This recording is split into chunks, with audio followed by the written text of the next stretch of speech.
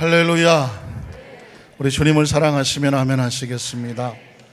오늘도 예수님 안에서 또 좋은 일이 이 시간에 우리 가운데 일어나고 있습니다. 우리 성가대의 찬양의 제목을 보면서 궁금증이 생겼어요. 낮엔 무엇으로? 그새 잊어버리셨습니까? 낮엔 무엇으로? 기쁨으로. 제목이 낮엔 기쁨으로예요. 그래서 머리를 굴렸습니다. 밤엔 뭘 해야 되나? 낮엔 기쁨인데 밤엔 뭘 해야 되나 했더니 바로 가사에 나오더라고요. 밤엔 노래로. 노래방 가라는 얘기가 아닙니다. 여기서 말한 노래는 하나님을 찬양하는 것이죠. 그래서 기쁨도 하나님과 함께 기뻐하는 것이고 노래도 하나님 안에서 함께 부르는 것이니까 사실 크리스찬의 삶은 매일매일 삶이 하나님과 동행하는 예배의 삶이 되고, 그랬더니 또 어느 길을 걸어가라 그렇게 하더라고요. 어느 길인가요? 주의 길을 걸어. 주의 길은 뭘까요? 주님이 가신 그 길, 하늘나라를 가슴에 품고 와서 생명을 살리고 치유하고 회복해 하시는 축복의 통로로, 하늘나라의 통로로 주께서 사셨는데 오늘 살아난 삶께 우리 모든 성도님들에게도 그런 삶의 모습을 원하시는 줄로 믿습니다. 옆에분 한번 축복하세요. 예수님 안에서 당신에게 좋은 일이 일어나고 있습니다.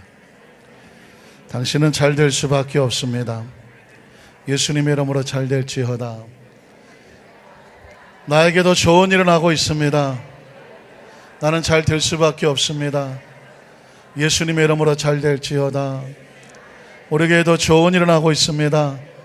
우리에게는 잘 될 수밖에 없습니다. 예수님의 이름으로 잘 될지어다. 우리 안산시에도 좋은 일이 일어나야 됩니다. 예수님의 이름으로 잘 될지어다. 우리나라도 잘 돼야 됩니다. 예수님의 이름으로 잘 될지어다. 우리가 쓰는 속담 가운데 말이 뭐가 된다고요? 씨는 굉장히 좋은 건데 좋은 씨를 심으면 좋은 것이 자라고 나쁜 씨를 심으면 나쁜 것이 자랄 수밖에 없죠. 제가 어느 글을 보다 보니까 입방정이란 말이 있더라고요. 입방정. 잘 안 쓰는 말 같은데 많이 썼던 말 같아요. 입방정이 뭘까요?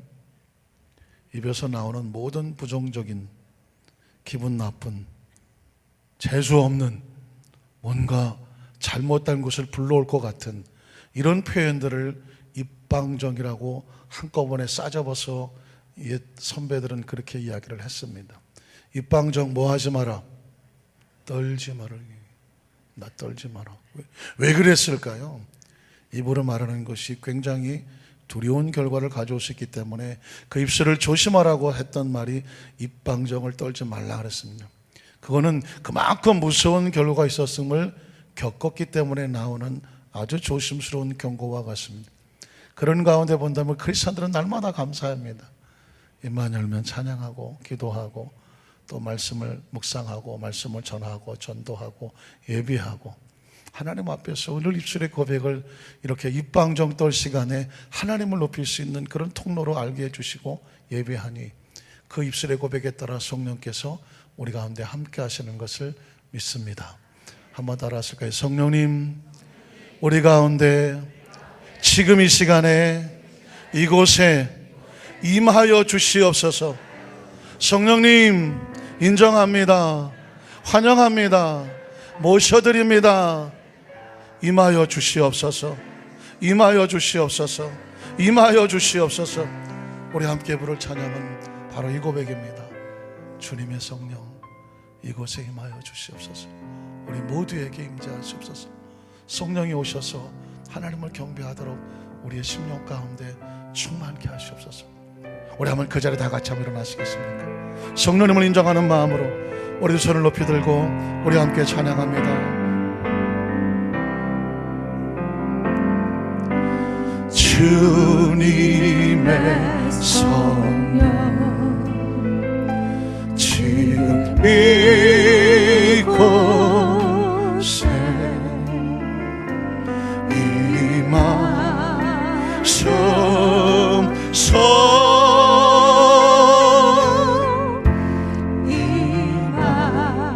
주님의 성령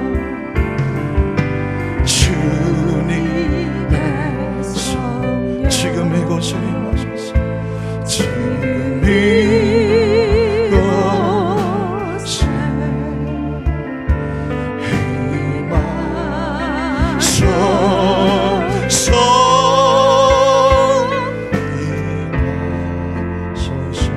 할렐루야, 할렐루야, 할렐루야,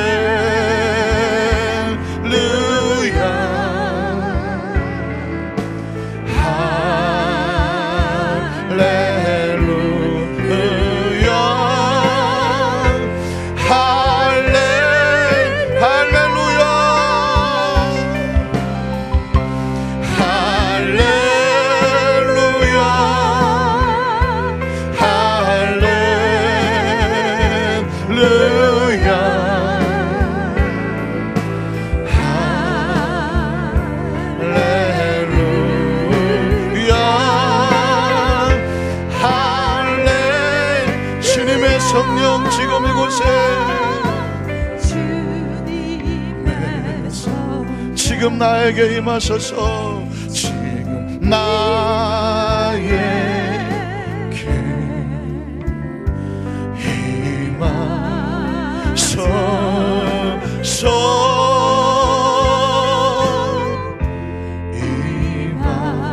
다시 한번 고백합니다. 주님의 성령 지금 이곳에 임하소서. 지금 이곳에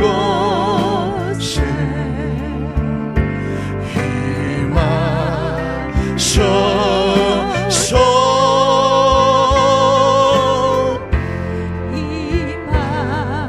할렐루야, 주님을 찬양합니다.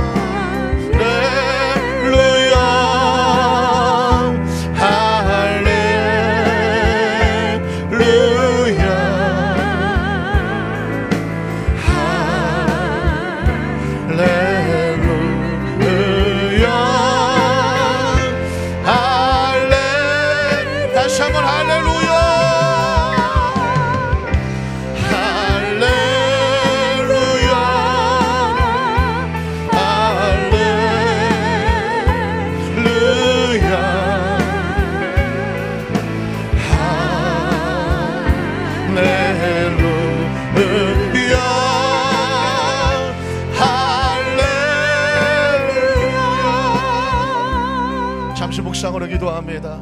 예배의 목적은 성령님입니다. 찬양의 목적도 성령님입니다. 기도의 목적도 성령님입니다. 우리 자녀의 성령 임재하기를 원합니다. 성령 역사해 주시기를 원합니다. 충만하기를 원합니다. 성령의 임재가 임하기를 원합니다. 성령의 터치가 임하기를 원합니다. 성령의 생명이 임하기를 원합니다. 하나님 말씀은 성령이 하시는 것 아닙니까? 말씀 들을 때 우리 속에 성령님께서 깨우쳐 주시고 알게 해주시고 피곤하고 지치고 두렵고 떨리는 세상의 모든 짐들이 내려지게 도와주시옵시고 영이 맑아지고 심령이 맑아지고 우리 속에 기도가 터져지고 하늘이 열려지고 하늘이 모여지고 하나님의 음성을 들려지는 이 시간 되도록 성령님께서 우리 가운데 임재하시고 역사하시옵소서.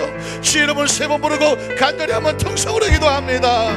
주여 주여 주여 주여 성령님 주여 성령님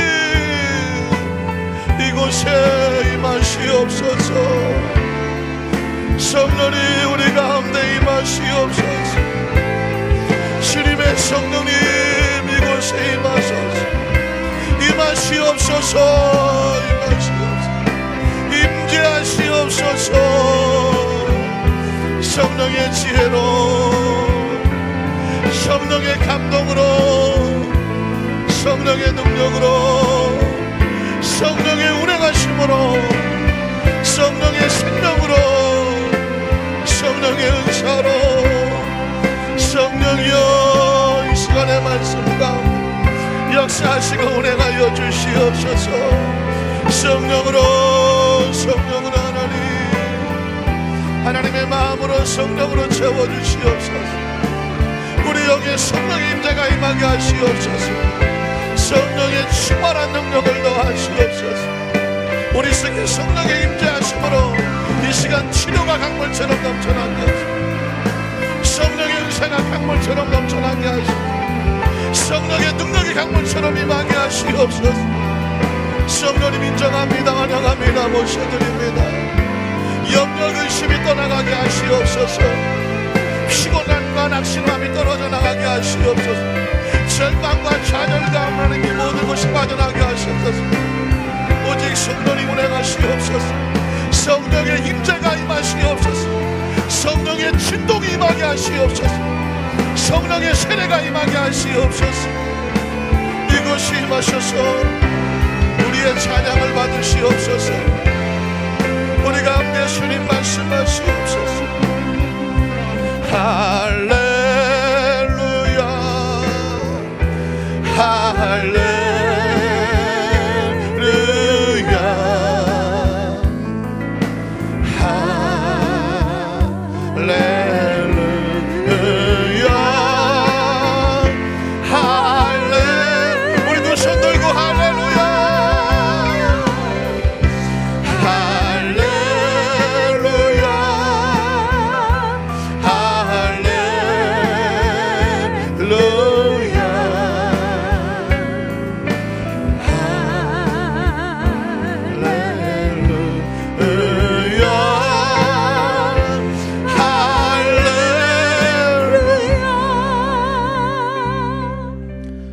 성령님 인정과 환영하고 모셔드립니다. 성령의 강력한 임재를 사모합니다.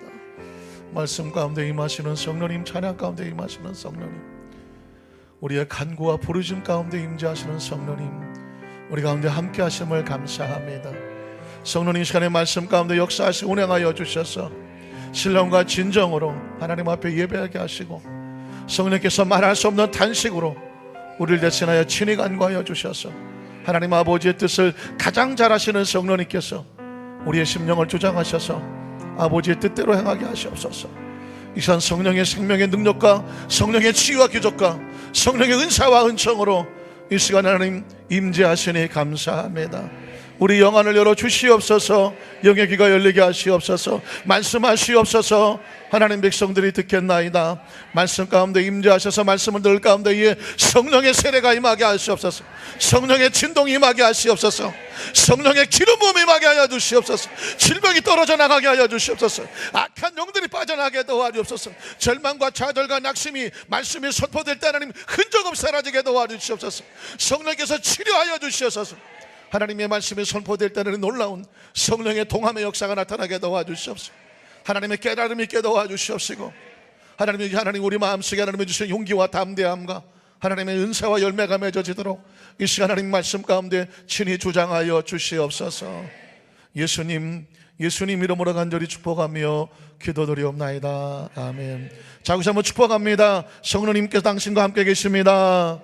인사하며 앉으시겠습니다. 우리 한 번 더 고백할까요? 성령님 인정합니다. 환영합니다.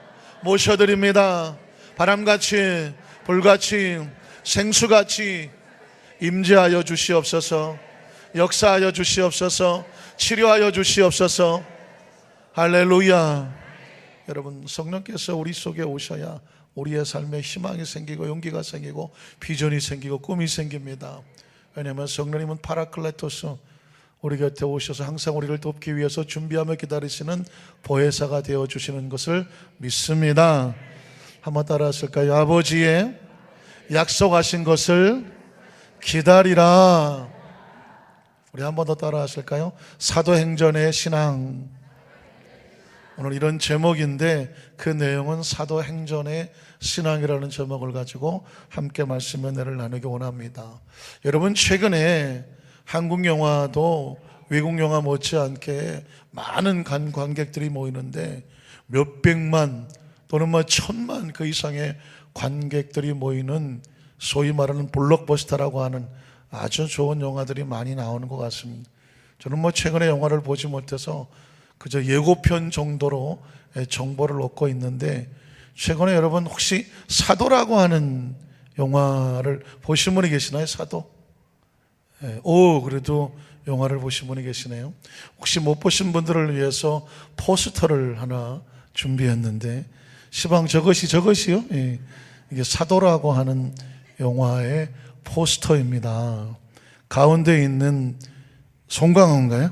예, 송강호라는 배우가 분 한숨이 조선 21대 왕이었던 영조라고 하는 왕입니다. 그 옆에 저를 닮은 저도 젊었을 때 저렇게 생겼다니까요.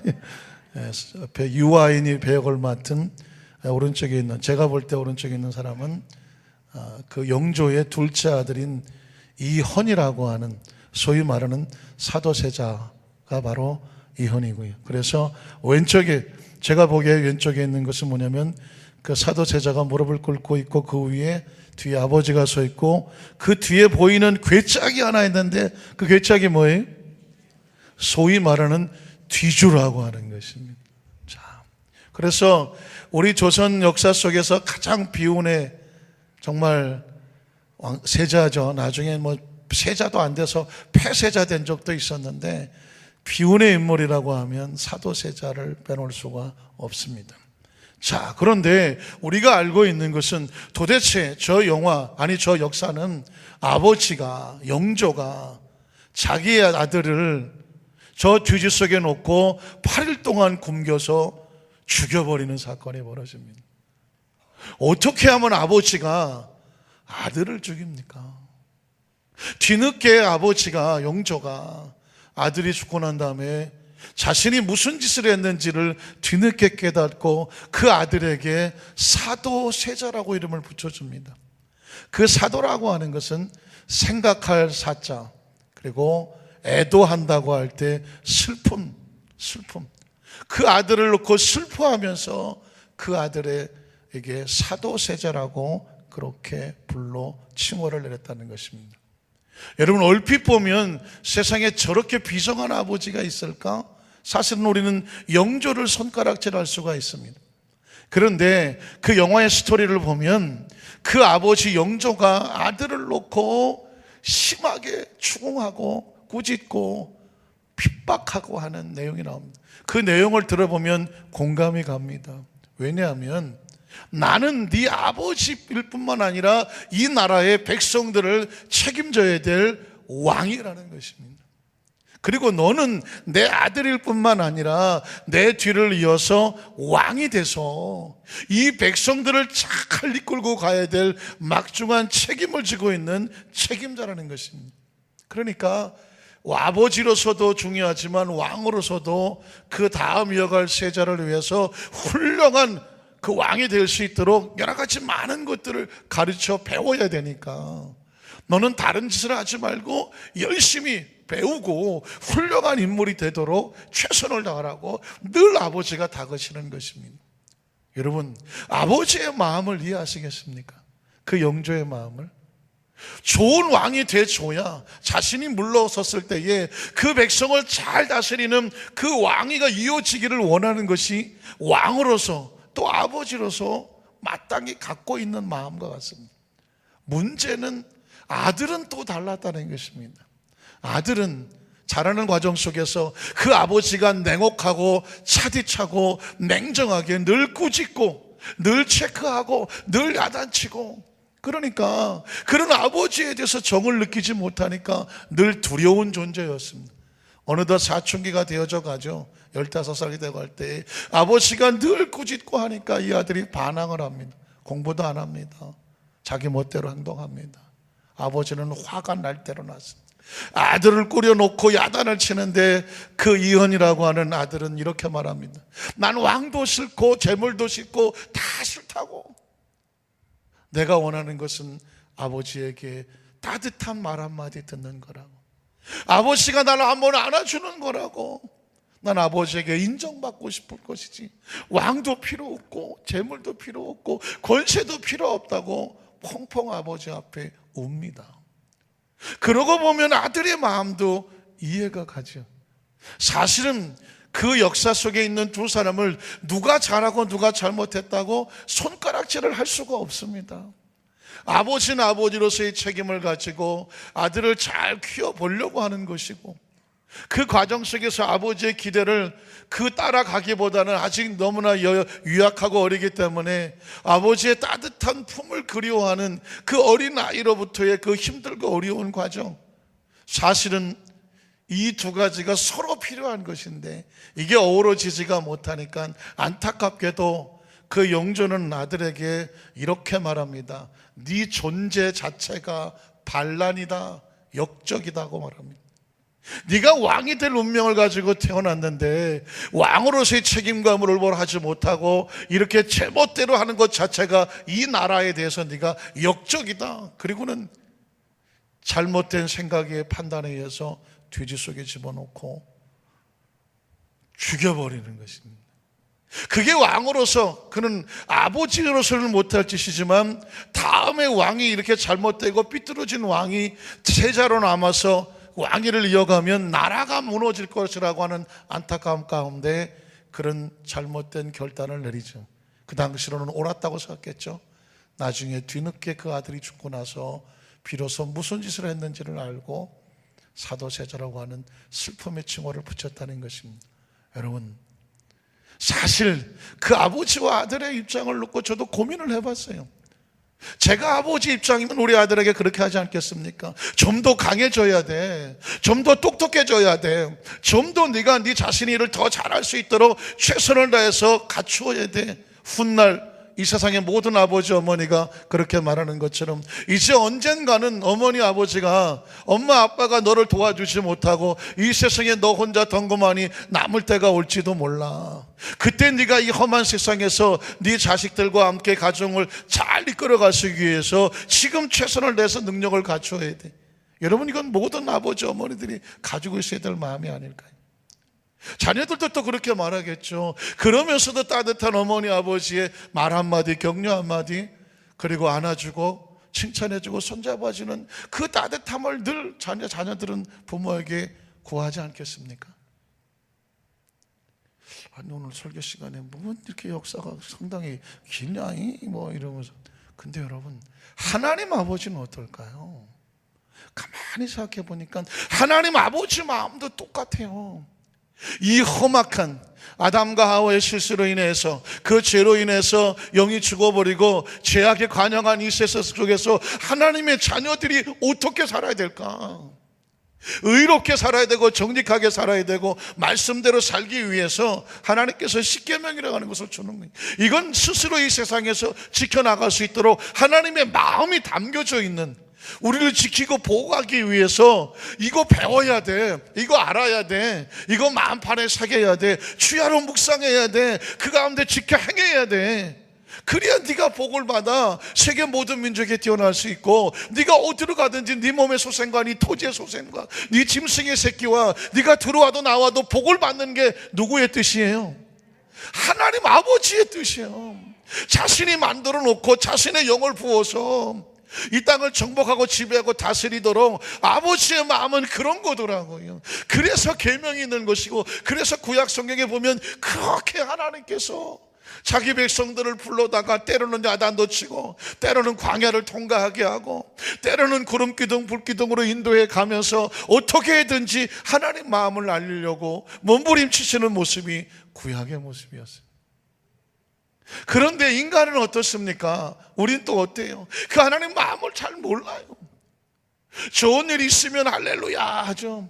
그러나 광야를 만들고 힘들고 홍해수를 만나고 아말렉을 만들면 하나님이 우리를 죽이려고 한다고 말이야.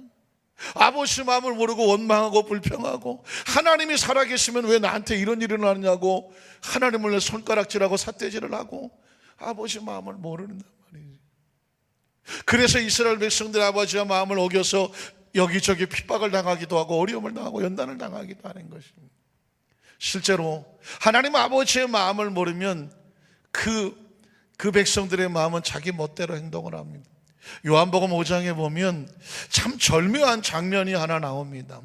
베데스다 연못이 나오는데, 베데스다 연못을 보면 축복의 장소고, 그렇죠, 생명의 장소고, 물이 끓어서 천사가 내려와서 물을 동하게 하면 몇 명이 치료를 받습니까? 딱 한 명 치료받아요. 그 딱 한 명이 누구예요? 제일 먼저 들어가는 거야. 아멘은 했슈? 예. 그냥 제일 먼저 들어갔을 것 같은 느낌인데 제가 단추를 풀었습니다. 생각해 보세요. 그 얼마나 많은 환자들이 나와 있겠어요. 베데스다 연못에 천사가 와서 동하기만 기다리고 있어. 잠도 못 자게. 이게 지금 이게 뭐냐면 이게 시동 걸고 있는 거예요. 흔들흔들하고 있는 거예요. 뻣뻣하면 못 뛰니까. 그래갖고 천사가 내려와서 물이 동한 것 같다면 어떻게 해야 돼? 다 제껴놓고 누가 들어가야 돼? 내가 들어가야지. 내가 들어가서 제일 먼저 들어간 나만 치료받아. 그 내 뒤에 온 사람은 치료를 못 받아. 어쩌면 구약시대 계명은 그런 것 같아.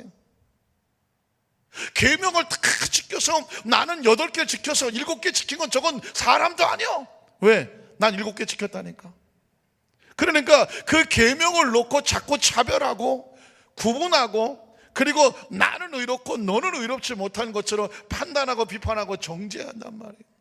그러니까 베데스다 연못이 치료의 장소이기는 하나, 그러나 조건은 가장 먼저 들어가야 돼. 우리가 하나님 앞에서 조건을 따진다고 하면 아버지의 마음을 다 만족을 시키겠습니까? 우리가? 아닙니다. 아버지가 볼 때는 그냥 뒤주 속에 초박아도 시원찮을, 조금만 그냥 하면 딴짓하고 있는 우리의 모습을 발견하지 않겠습니까?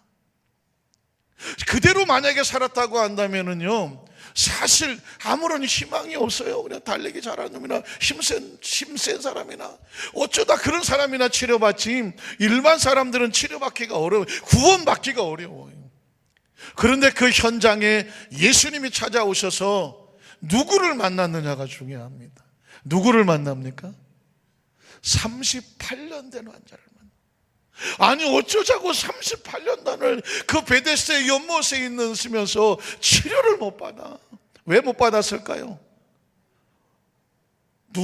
태어나면서 누워서 일어나보지를 못해서, 안진뱅이에다가 엎어져 있어서 자기 몸을 가누지를 못해. 인간적으로 말하면 움직이기도 힘들고 달려가기는커녕 걸어가기도 힘들어. 아니 기어가기도 힘들어. 그러니 연못에 동할 때마다 들어갈 수 있어요? 없어요? 들어간다고 하더라도 며칠로 들어갈 것 같아요? 골치지 뭐. 그러니까 인간적인 조건이나 자격을 따지면 이 38년 된 이 환자는 희망이 없는 사람이에요. 이 사람이 나으려면 오직 뭐밖에 없어요? 뭐밖에 없어요? 아따 시방 그것이 뭐냐? 그 뭐밖에 없어요? 내가 자격은 안 돼. 달려갈 힘도 없어. 누가 도와주는 사람도 없어. 그런데 내가 한 38년이나 됐어. 내가 나으려면 뭐밖에 없어요? 은혜밖에 없지. 은혜밖에. 그런데 그 예수님이 38년 된 환자를 찾아가. 그리고 이렇게 말해. 내가 낫고자 하느냐. 약 올립니까 지금? 아니 천사가 동해서 제일 먼저 들어가야 낫는데 난 지금 여기 쓰러져 엎어져서 스스로 몸도 못 가누는데, 낫고 싶어서 여기 와 있지. 그러나 스스로는 못 나는데 예수님 오셔서 시방 네가 낫고자 하느냐고 뭐라고 대답해요? 그 38년 된 환자가, 주님 낫고 싶은 거 모르십니까? 그러나 내가 낫고자 하나. 내가 몸을 움직일 수가 없어서 천사가 동하면 제일 먼저 들어가야 낫는데 난 갈 수도 없고 누가 날 부축해서 데려가 주는 사람도 없나이다. 인간적으로 생각하면 자격도 안 되고 가지고 있는 배경도 없고 누가 도와주는 사람도 없어. 우연도 없고 재수도 없고 요행도 없어. 인간적인 상황은 절망이에요. 다시 말해서 계명과 율법에 따라서는 이 사람은 절대로 구원받을 만한 희망이 없는 삶이라는 것입니다. 그런데 예수님이라는 분은 뭐 하시는 분이냐면 그 계명과 율법과 자격과 조건을 따지면 안 되는 상황인데 예수님은 그 사람을 찾아오는 거죠. 내가 낫고자 하느냐? 주님 난 나을 수 있는 길이 없습니다. 근데 주님께서 이렇게 합니다. 내가 내게 명하노니 내 자리를 들고 일어나 걸어가라고 말했어요. 일어나 걸어가라고 말했다니까요. 그랬더니 이 사람이 그 자리에서 그 자리를 들고 일어나 걸어갔다고 말했어요. 다른 사람이 물었습니다. 아니 당신 어떻게 들어갔냐고. 여긴 제일 먼저 들어가야 되는 사람인데 당신같이 안진뱅이에다 누워서 움직이지 못하는 사람이 어떻게 들어갔냐고. 그랬더니 나더러 내 자리를 들고 가라고 한 그분이 말씀하시매 내가 그분의 명령에 따라 그 자리를 들고 일어나 걸었다고 말을 하는 것입니다. 여러분, 여기에 조건이 필요합니까? 여기에 자격이 필요합니까? 무슨 시험을 받습니까? 예수님이 그를 불쌍히 여겨주시는 것이죠. 구약은 제일 먼저 들어가야 된다고 말하는 겁니다. 계명과 율례는 자격과 요건을 따지고 비판하고 정죄하고 손가락질하고 이래야 된다고 말을 하는데, 그러나 신약의 예수님은 불쌍히 여기고 긍휼히 여겨서 그 사람을 살리는 거죠. 회복을 시켜주는 것입니다. 치유를 시켜주는 것입니다. 예수님을 정확히 아셔야 돼요. 예수님은 누구냐? 우리의 삶 속에 다가오셔서 세상이 우리를 손가락질하고 외면하고 거부하고 배반하고 이것저것 따져서 너는 안 된다고 말하고 너 같은 게 뭐 하겠느냐고 구분하고 차별하고 구별해서 이리저리 던져 놓아도 예수님은 하나님의 자녀 그 모습 그대로 우리를 만나 주시고 찾아와 주시고 너 낫기를 원하지? 일어나 걸어갈지어다. 이건 은혜입니다. 열심히 달려간 대가가 아닙니다. 열심히 땀 흘린 대가가 아닙니다. 주님이 긍휼히 여겨와 찾아와 주셔서 품어주시는 하나님의 사랑입니다. 이렇게 절망적인 사람뿐만 아니라 요한복음 8장에 가늠하다 현장에 잡힌 여인도 마찬가지입니다. 이 사람은 계명의 어글름, 계명에 비춰보면 돌에 맞아 죽을 사람이에요. 안 그렇습니까? 그 사람이 살아날 수 있는 자격은 아무것도 없어요. 많은 사람이 돌멩이를 들고 와서 죽이려고 하잖아요. 오늘 저와 여러분이 계명을 어긴 십계명, 아직 쉽게 얘기해서 십계명에 걸쳐서 십계명에 비추어서 우리가 하나라도 저촉이 안 돼서 날마다 의롭게 살았으면 좋겠는데 그런 날도 있겠죠. 그러나 평생 살아가면서 단 한 가지라도 걸려서 그것이 참소를 당해서 하나님 앞에 선다고 했을 때에 우리는 계명은 우리를 돌에 쳐서 죽이려고 하는 것입니다. 예수님은 어떻게 하십니까?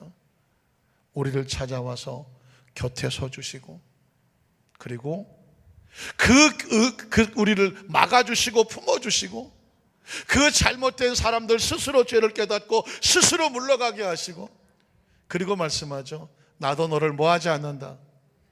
정죄하지 않는다. 예수님은 이 땅에 정죄하러 오신 분이 아니라고 말합니다. 심판하러 오신 분이 아니라고 말하죠. 손가락질하러 오신 분이 아니라니까요.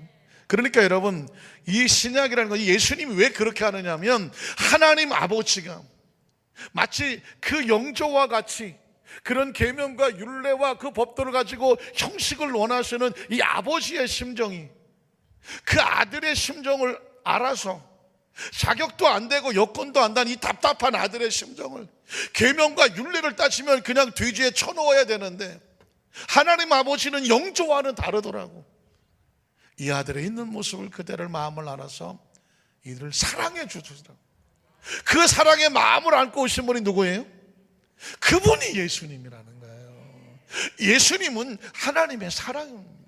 하나님의 사랑을 안고 오신 분이고 그 예수님을 만나는 사람은 38년 된 환자라면 나아서 일어나 걷는 것이고 계명의 저촉대 돌에 맞아 죽을 심판받을 사람이라면 예수님께서 그를 품어서 나도 너를 뭐하지 않아요?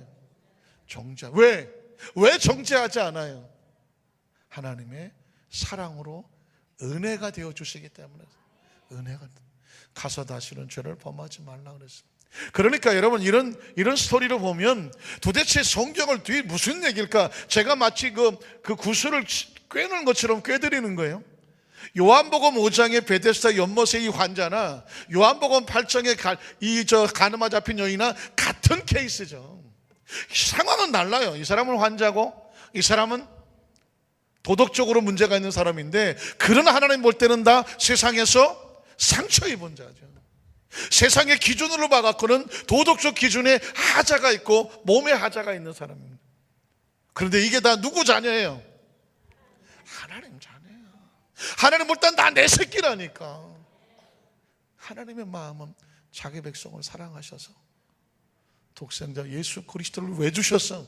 은혜로 주시고 구원자로 주시고 생명으로 주셔서 누구든지 저를 믿기만 하면, 믿는 게 뭐예요? 그분의 삶을, 그의 마음을 받아주는 거죠. 받아들이기만 하면, 그걸 영접한다고 말하죠. 영접하기만 하면 하나님께서 우리를 은혜로 자녀 삼아주세요. 은혜로.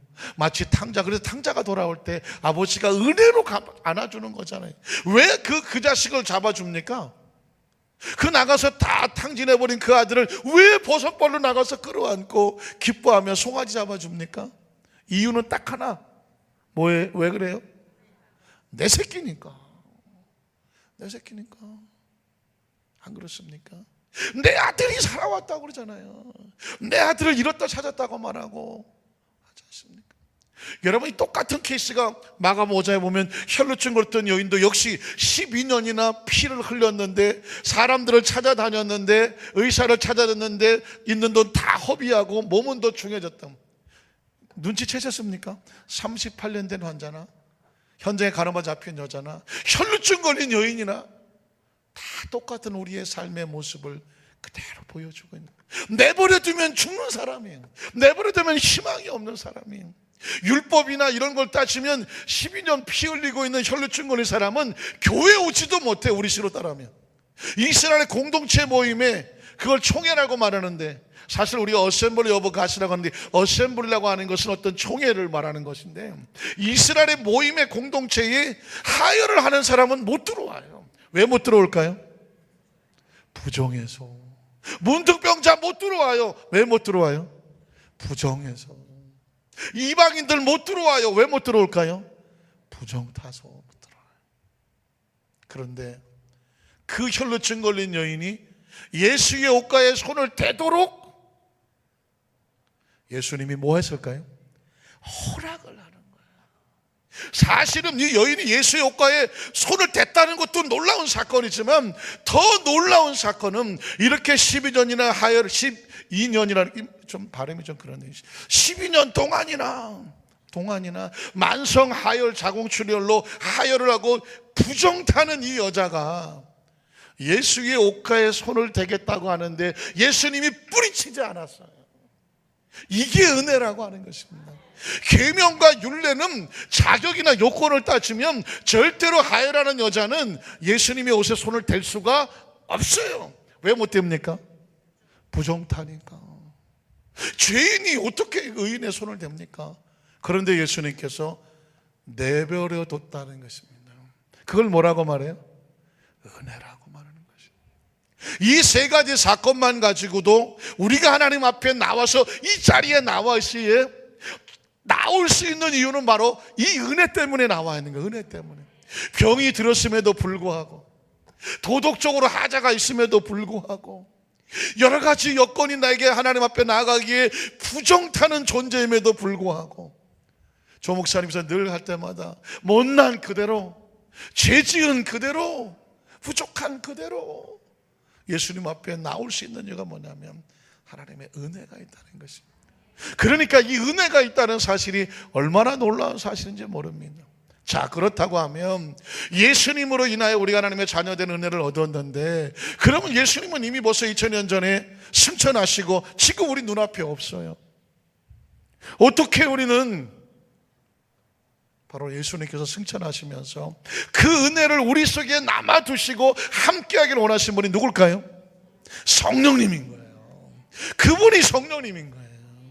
그래서 여러분, 마태, 마가, 누가, 요한의 복음은 예수님께서 행하신 일을 보여줬다고 하면, 이제 사도행전에서부터는 예수님께서 약속하시고 그리고 우리에게 부어주시는, 그리고 우리에게 명령해 주셨던 그 성령님과 함께 놀라운 신앙의 새로운 모습으로 나가게 된, 그래서 우리는 성령인 거예요. 자, 제가 아까 거창하게 사도세자 얘기를 했어요. 아버지와 아들이 서로 율법과 서로의 입장만 얘기하면 피투성이의 상처가 되는 모습. 하나님과 우리 사이도 구약시대에 보면 피투성이 상처가 많습니다.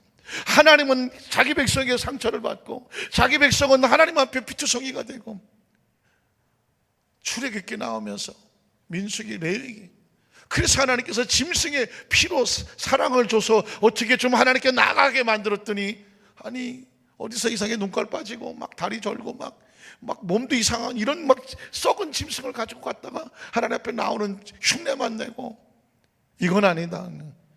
하나님께서 자신을 직접 제물로 예수님 보내주셔서 예수님으로 인하여 아버지와 아들이 화목하게 만드는, 그래서 예수님을 무슨 제물?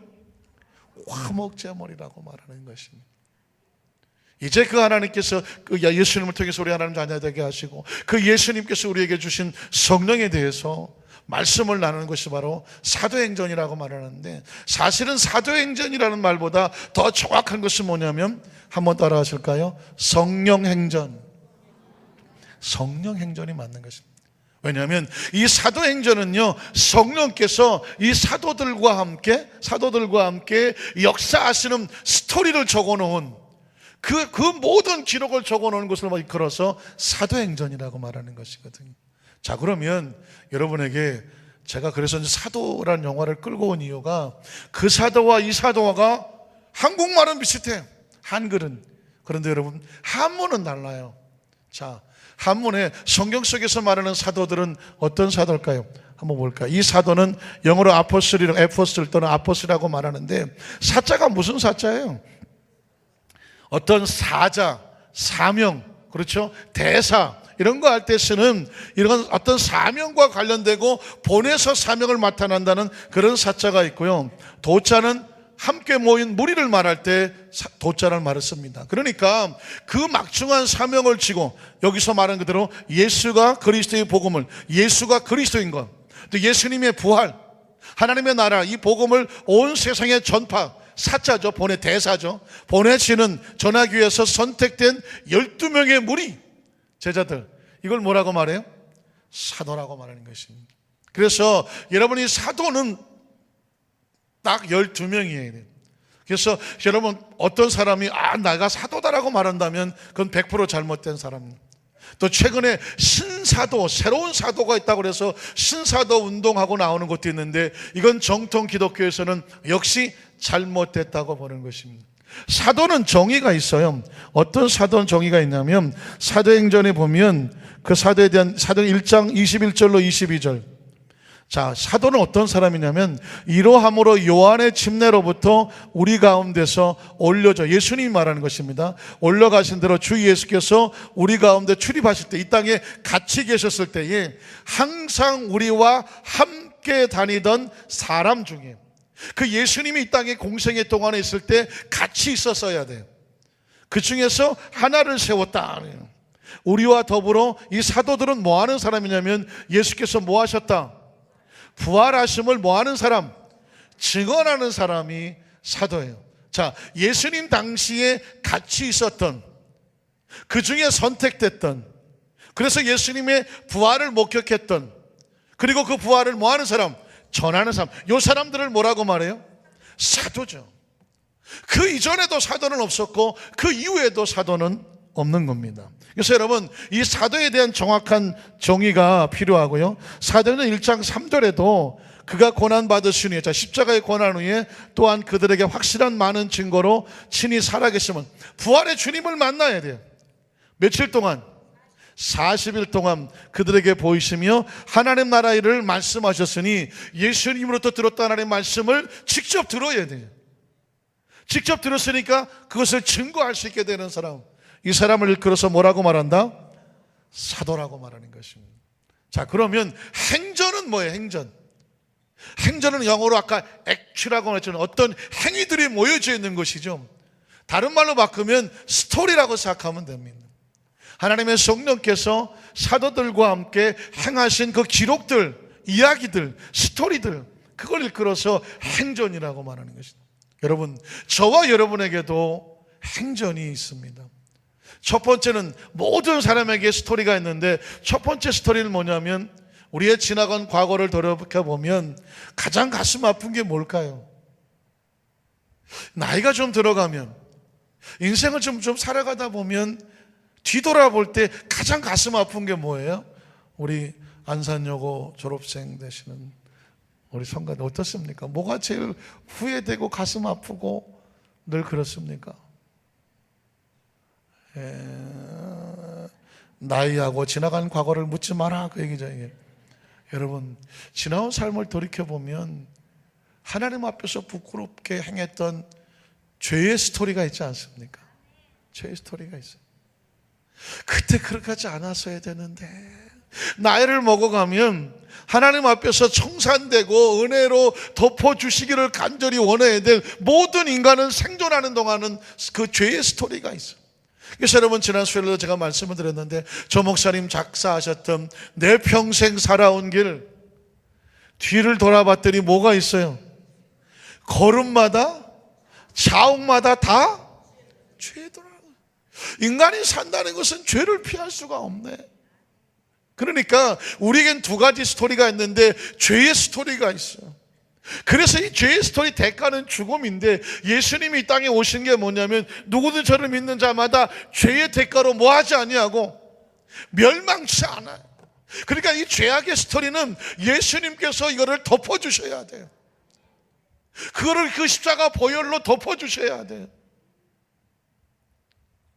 또 하나의 스토리는 뭐냐면 성령과 함께 아름다운 신앙생활을 해온 스토리죠. 여러분 각자 신앙생활을 해오는 가운데 하나님 앞에 나름 최선을 다한 하나님과의 스토리가 있지 않습니까? 그건 여러분의 행전이에요. 여러분의 행전.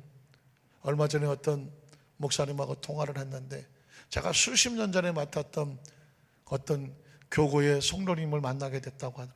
20년도 훨씬 넘었는데 그분하고 대화하는 가운데 그분이 저를 아직도 기억해 주고 있더라는 것입니다.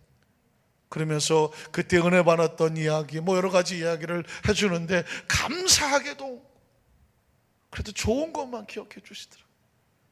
좋은 것만. 그 얘기를 제가 전해 듣는 순간에 참 감사한 건 뭐냐면, 그게 스토리예요. 그게 하나님. 우리가 하나님 안에서 주의 종이 됐든 장로님이 됐든 권사님이 됐든 지역장, 구역장, 일반 성도가 됐든 예수를 믿고 난 이후 지금까지 오면서 그래도 알게 모르게 하나님 앞에 최선을 다했던 것, 나는 다 잊어버린 것 같고 사람들 혹시 잊어버릴지 몰라도 누가 알고 계실까요? 하나님만. 그 스토리가 풍성한 사람은 참 감사하고, 어떤 기도를 할 수 있냐면 히스기야 같은 기도를 할 수가 있겠죠. 이사야 38장에 보니까 히스기야가 병들어 죽게 되었을 때 그 나이가 40대였어요. 아직 자식도 없고 후계자도 없는, 한창 잘 나갈 때에 하나님께서 마지막 메시지, 넌 얼마 안 있어 죽는다라고 말은. 그때 여러분 아시는 것처럼 히스기야가 벽을 향해 섰고 통곡하며 기도했는데, 제가 잊지 않고 기억하는 한 줄이 있습니다. 하나님, 내가 이제까지 하나님 앞에서 전심으로 행했던 것을 추억하여 주시옵소서. 의로운 행위로 구원받는 것은 아니지만 그래도 최선을 다해서 하나님 앞에 전심으로 행했던 것을 어떻게 해달라고? 기억해달라고. 하나님 앞에 절박하고 절실한 기도를 하게 될 때 그런 히스기야의 기도가 하나님 앞에 올라가는 것을 보았습니다. 어떻습니까? 우리가 의로운 행위를 하나님의 자랑할 것은 없지만 그래도 최선을 다해서 하나님 앞에 헌신한 어떤 그 건덕지가 있다면, 주님, 부족한 것 투성이지만 그래도 하나님 앞에서 제가 성도로서, 집사로서, 지역장, 구역장으로서, 또 안수 집사로서, 권사로서, 장로로서, 또 목사로서, 전도서, 주의 종으로서 부족하지만 하나님 앞에 최선을 다했던 그 어떤 그 부분이 하나님 기억하십니까? 기억해 주십시오 라고 할 수 있다고 한다면 이건 얼마나 귀한 일일까요? 얼마나. 그게 이제 우리의 스토리가 되는 것입니다. 말씀을 정리하기 원합니다. 사도 행전의 신앙이라고 말했습니다. 그러면 신앙은 뭐예요? 이 스토리를 쌓아가는 거예요. 그 스토리를 계속 만들어가는 거예요. 그게 신앙 아니겠습니까? 그냥 교회만 다녔다, 아니 난 그냥 교회 다녀, 물론 스토리입니다, 하나님 안에서. 그러나 그 스토리가 하나님과 관계 속에서 이야기할 거리가 많는 그 어려운 과정 속에서 어떻게 신앙으로 이겨냈는지, 그 어려운 사람을 내가 어떻게 도우면서 그의 사랑을 실천하려고 했는지, 그 어려운 고비 속에서 어떻게 기도하면서 견뎌냈는지, 그 험난한 그 골짜기와 장애물을 어떻게 기도하면서 믿음으로 이겨냈는지 뒤돌아보면 그게 뭐가 될까요? 스토리가 되는 거예요. 그래서 여러분, 신앙생활이 아주 평탄한 사람은 별로 스토리가 없어요. 나 별로 할 얘기가 없는데 난 그냥 열심히 교회 다니고 별로 특별히 나한테 어려운 일도 없었고, 그래서 그렇게 딱히 그렇게 절박하게 기도해 본 적도 없고 그냥 그랬어. 물론 그것도 축복일 수가 있겠죠. 그러나 하나님을 더 많이 아는 사람은 뭐냐면 그 많은 상황에 스토리가 많은 사람이에요. 할 얘기가 많아. 그래서 하나님 어떤 분이에요? 그러면 자신의 삶 속에 그 처절한 상황 속에서 하나님 역사하셨던, 하나님은 이런 분이라고 말할 수 있는 스토리가 많아요. 여러분, 혹시 여러분 지금 여러 가지 어떤 상황과 고비를 지나고 계십니까? 하나님과 스토리를 만들고 있는 겁니다. 견뎌내고 이겨내고 멋지게 잘 이겨내면 또 하나의 스토리가 되는 것이죠. 결국 인생을 뒤돌아보면 두 가지 스토리만 남아요. 하나는 죄악의 스토리예요. 실패하고 실수하고 가슴 아팠던, 이건 주님 앞에 십자가 앞에 내려놓는 거예요. 그러나 그거 제껴놓고 어떻게든지 믿음으로 살고 은혜로 살고, 왜냐하면 우리가 이 세상 떠날 때 되면 다 놓고 가잖아요. 단 1푼도 못 가지고 가잖아요. 우리 가져갈 게 아무것도 없지. 다 놓고 갈 때 남는 건 뭐밖에 없다? 스토리밖에 없는 거예요. 사도들이 2000년 전의 사람들이잖아요. 그 사람들이 지금 성경 속에서 우리에게 남겨준 건 머리카락? 좀 금리빨 이런 거 좀 남겨줬나요? 아닙니다. 스토리를 남겨놨어요. 누구랑? 성령님과 함께 선교하면서 신앙 지키고 복음 전했던 스토리가 남아서 그걸 뭐라고 말해? 성령, 행전, 사도, 행전이라고. 그래서 여러분, 사도행전은 총 몇 장으로 되어 있을까요? 28장으로 되어 있는데 가끔 가다가 그런 집회하죠. Acts 29, 사도행전 29장을 쓰자는 말합니다. 그가 뭐냐면 28장까지는 사도의 스토리고 29장은 누구의 스토리예요? 마이 스토리, 내 스토리야. 그러니까 우리는 지금 사도행전 29장을 쓰고 있는 겁니다. 각자가 쓰고 있는 거죠. 우리 교회가 쓰고 있고 각자가 쓰고 있는 것입니다. 그리고 우리의 사명은, 우리의 수명은 이 스토리를 잘 적어놓고 이 세상을 떠날 때 남는 건 스토리밖에 없어요. 그래서 우리 안산교회 우리 모든 성도님들이 하나님 안에서 정말 그분은, 혹시라도 우리가 만약에 그 어떤 분을 추억하게 된다면 그분은 우리 교회에, 우리 성도들 속에서 이런 분이었다. 하나님의 거룩한 나라를 위해서 최선을 다하신 그런 분이었다. 스토리가 남는 거지. 그리고 그것은 하나님의 이야기가 됩니다. 하나님의 이야기가 됩니다. 오늘 간절히 바라기는, 오늘 제가 이 사도행전을 이제 금요철회 예배 때마다 사도행전을 함께 말씀을 상고하려고 하는데, 문득 이 사도행전의 처음 모두의 사도의 의미와 그리고 행전의 의미와 그것이 신앙이 되기 위해서는 이런 의미를 알고 있어야 되고, 그리고 왜 성령인가?